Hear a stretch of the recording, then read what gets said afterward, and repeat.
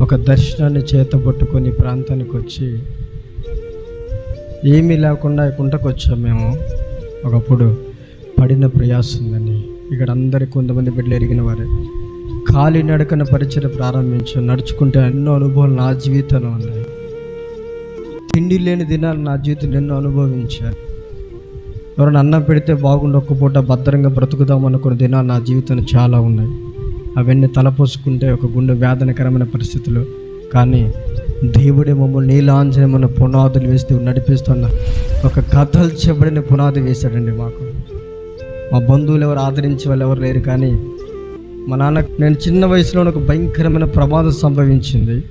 డాక్టర్లు కూడా చనిపోతారని చెప్పేశారు. ఇంకా సొంత బంధువులు కూడా బ్రతకడు, ఇంకా పనులు చేయటం కూడా అనవసరమని విడిచిపెట్టేశారు. బంధువులు విడిచిపెట్టారు, డాక్టర్లు విడిచిపెట్టారు. దేవుడే బ్రతికించాడు. ఒకవేళ అప్పుడే చనిపోయి ఉంటే మేమేమైపోతామో, కానీ ఒక అనాథలుగా మిగిలిపోతాము.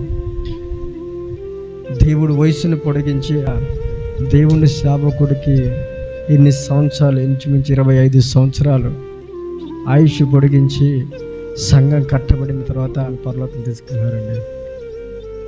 మా బంధువులు ఎవరు ఆదరించలేదు. కానీ ప్రతిరోజు మా సంఘ బిడ్డలందరూ మా దగ్గరికి వస్తూ ఆదరిస్తూ